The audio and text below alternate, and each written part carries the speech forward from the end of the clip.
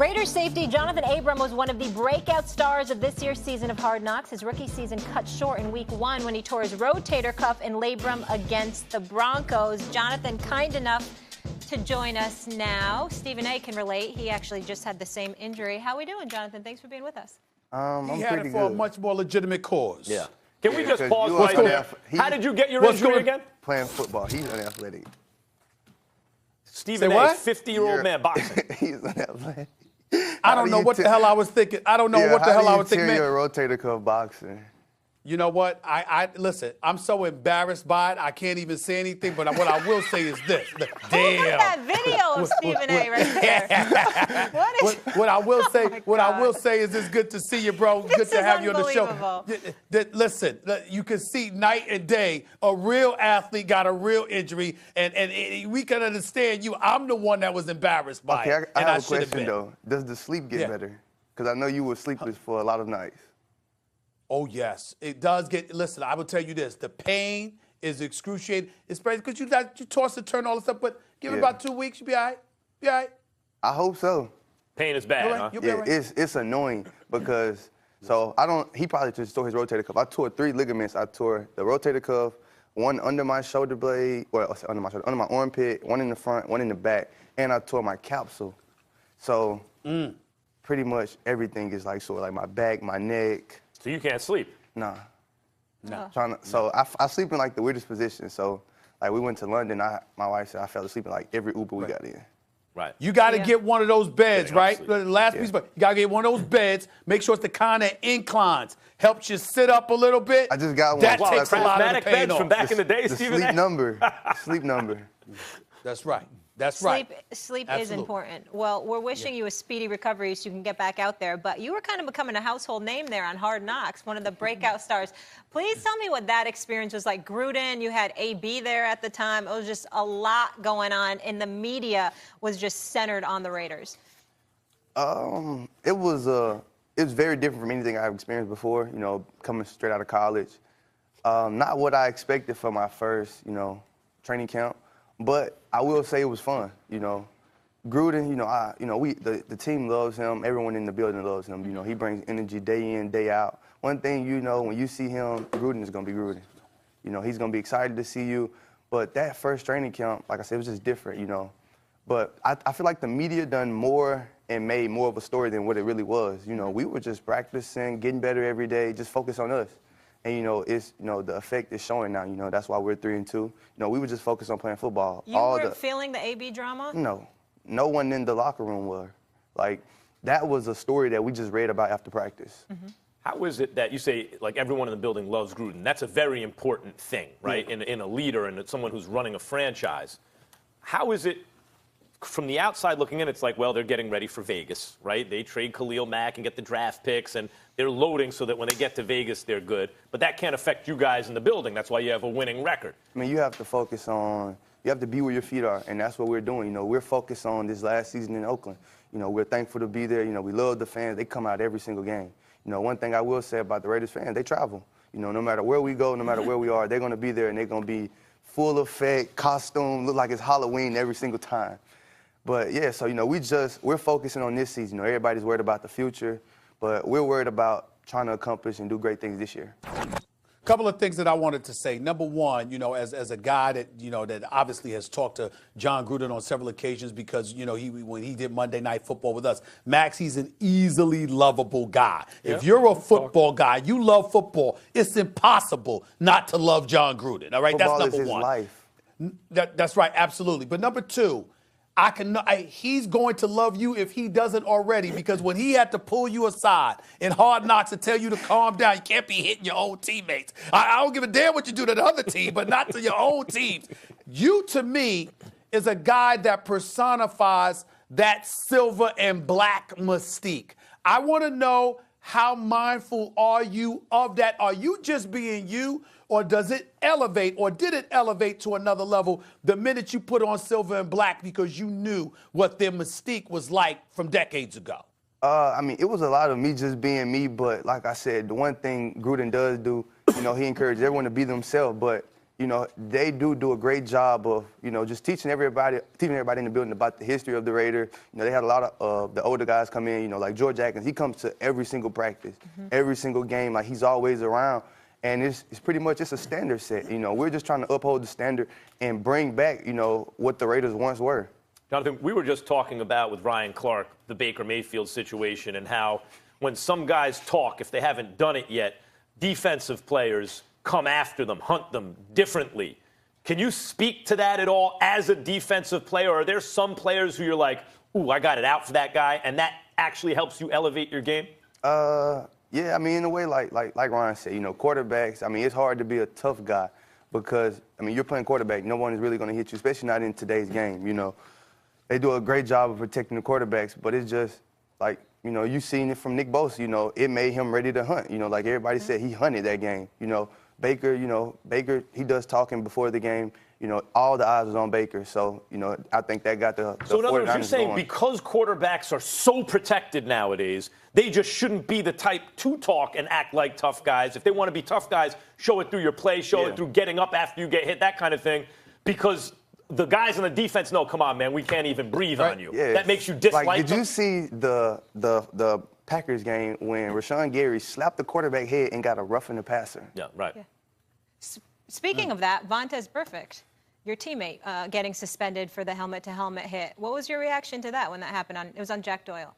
I think that was the suspension was I think they're overdoing it. You know, I've been around Vontaze for going on a couple months now, and that's probably one of the best guys in the building. You know, everyone in the building loves him. You know, he's changed just the entire culture. You know, people may not say it, but I mean, he is an enforcer. He was what the silver and black was like back in the day. And, you know, they're trying to get away from that with, you know, today's game, you know, not leading with the helmet, you know, and I understand that, trying to protect players. But, I mean, he's just playing the game the way he knows that's meant to be played. So is that, to Stephen A's point, the silver and black? Stephen A, real quick, Gruden takes in Vontaze Burfict, Antonio Brown. These are, however you slice it, bad boys, right? Is that something to that? Is that something that Coach wants, that to be known as the bad guy? Yeah, I mean, like As he a said, team? you know, he's not into dreams. He's into nightmares. He's into crushing dreams. He really means that. You know, you have dreams of winning the Super Bowl. He want to crush your dreams. Who's he? John Gruden. You know, and that's what he's trying to. Nightmares. That's what he's trying to. quote. That's why they call him Chucky. He's trying to instill that into the guys. You know, we're not nice guys. We're not here to be your friend. You know, we're not out there to, you know, hey, shake hands. We're here to crush you every single game. You know, and that's what he's trying to instill. Well, I can appreciate him having that position, Jonathan, when it comes to the defense. But, damn it, he's got an offense to deal with, too, and he's an offensive-minded coach. So let's keep that in mind. And since instead of talking about Baker Mayfield, how about that damn Derek Carr? Now, we know he can play. I know he can. No, he can throw the football. He can throw the football. I'm not. Listen, I'm saying when I say damn Derek Carr, I'm not talking about like he can't play. I'm saying I expect him to produce. Since 2015, 16. The most fourth-quarter comebacks since 2015 is Derek Carr. He just done it, you know. How many games you think y'all won over the last couple of years? We beat the most quarter. I mean, they ain't saying a lot. Hey, it doesn't matter. He's a winner. He had that season a couple years ago when he was being talked about as maybe an MVP early on. No, but that's a good stat. That's an impressive stat. This man just came on national television and said, I'm just stating the facts. Who's a winner? We're on TV. What do? You state facts, right? Debatable. That's a fact. Well, a couple of years ago, they won a lot of close games, and Derek Carr was the hero in a lot of close games. That's one of the reasons, Stephen A., that the following season people thought that their record would be worse because you're not always going to win those close games. I mean, they only projected us to win 4 games this year. We already had 3. We got 12 more games to go. So if we can't get one game in 12, when we win out 12 games, something's wrong. So the team feels good about its coach and quarterback is what you're here to say. We feel great about the entire team. You know, Coach Gruden has done a really good job. Him and Mike Mayock are building a really good team. You know, you talk about these guys like Richie Incognito, Vontaze Burfict. You know, y'all call them bad guys. We say they're misunderstood. You know, the media and the world has this perception of them. Hold on, let me interject. First of all, I said this a few weeks ago. I met Vontaze Burfict at NBA All-Star Week. I actually like Vontaze Burfict a lot. I don't think it was smart of him to run off the field smiling and waving at the crowd. I think that's why he got the stiff penalty, believe it or not. I think John Runyon was in the league office, saw him blowing kisses at the fans after getting ejected, and I think that kind of thing cost him just as much as the daggone hit. That's my personal opinion. Have you watched film on John Runyon? No, I have not. Go watch some classic film on him. If you ever stood around the pile, he was one of those guys to knock you out. Okay, So, I mean, but I let me think that's respond. that's a pretty harsh suspension coming from a guy like that. No, but I get that. But the reality, Jonathan, is that he's the one sitting in the league office. That's and true. if he's sitting in the league office, even though we might lament the fact that, oh, wait a minute, this seems a bit hypocritical because when you played, this is what you did. The fact is, he's the man with the power to do what he did, and you got to be mindful of that. But let me get back to Derek Carr, because y'all are 10-22 over the last 2 years coming into this season. I like Derek Carr, but are you saying, I just want to be on the record, are you saying that you guys completely unequivocally, with Khalil Mack gone, Amari Cooper gone, you completely believe in the investment that John Gruden appears to be making with Derek Carr? Derek Carr is y'all guy, y'all comfortable with him moving forward? 1,000%. Okay. I want to get back to hypocrisy from the league office for a second. Aren't you really pointing out that the way football was once played, the league is trying to move away from that, and so that teams that are trying to stick to that are at a disadvantage because the rules are being enforced against it? And we're going to talk about the rules, and then we'll talk about player safety, leading with the head. You got these same guys on offense, these running backs, like, who are enforcers, who they don't try to shake you all the time. They try to put their head down and run through you. How are you supposed to protect yourself? I'm supposed to go up there and just hug you with my chest and let you run through me? So you're Oakland Raiders, soon to be Las Vegas Raiders, and you're one of the bright spots on that defense, right? When you get healthy, are saying essentially, we don't care about the fact that the rules are changing. We're going to be throwbacks in terms of that mentality. It's not the fact that we don't care about the rules. We have to play within the rules. We're not going to disregard the rules. We're going to just play the game the way it's meant to be played. We're going to be fast, physical, and aggressive. We're going to go out there, we're going to hit people, we're going to play hard every single game. That's it. I want to say this for the record. This is a rare moment, so I want you to embrace this moment right here, right now, Jonathan, okay? 2 of my favorite dudes in the league is Jamal Adams and you. I gotta say that. And by the way, because listen, we gonna call y'all out when you lose a damn game and you play like garbage. Please do. All right, that's what we're gonna do. But I want to say this. I'm very pleased with the job that John Gruden is doing. I think he deserves our credit for it. Mike Mayock, I think he's doing a good job. You to me, are going to be the new face of it. Got to get the shoulder right, bro. Got to get the shoulder right. Can't be walking around with the rotator cuff stuff. But when you get on the field, you're going to be the face of the Raiders for years to come. I'm just hoping that Derek Carr follows suit.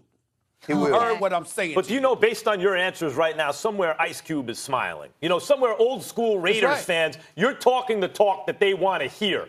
And are you guys aware of that in the building? As a team, is Gruden impressing that? Like, does the Raiders brand mean something to people before they even walk in the building? Yes, I mean, the Raiders have a rich history and a rich tradition. I mean, and that's one thing, like I said, they preach throughout the building. They want us to know the facts.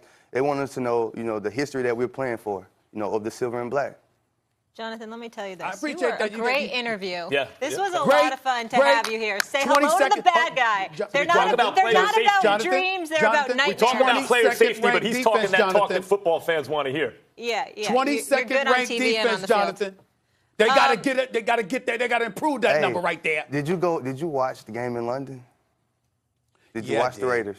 I did. So what did you think of the game? I watched them come back from a 17-point deficit. Who won the game? Who won the game? Y'all did. Silver and black. They say wins don't matter if it's by 1 point, if it's by 50. A win is a win. All right, Jonathan, before we go, I have a little birdie in my ear, Stephen A. This is not coming from me, but they just want to show you Slingin' A. Smith one more time. Oh, damn. Oh, Lord. If you have anything. Stephen A., I distanced myself from Slingin' A. Smith, and that shot... I deserve it. That we just wanted to end on that note. Jonathan, Jonathan, great to have 100 times better in that sling than I ever did. I know that much. Stephen A., was that a non-contact injury? Hell yes. That makes it even worse. That makes it even worse. Slingin' A was pretty good, though. Whoever came up with that. Even worse. Oh, my God. Jonathan, thank you so much for being here. Wishing you a speedy recovery. All right, we'll just go to commercial on that. Coming up on First Take, 2 teams are tied for the number 3 spots in college football, but are the Buckeyes or Bulldogs the better team? Paul Feinbaum. You say the Bulldogs, Jonathan? I heard you. Bulldogs. I was once a Bulldog. Oh, yeah, you were. Plus, Mr. Tomlin heads to Washington. We'll debate if Tomlin should be the next head coach of the Redskins. Don't miss it. That was hilarious. Oh, my God. How'd you get so good with that?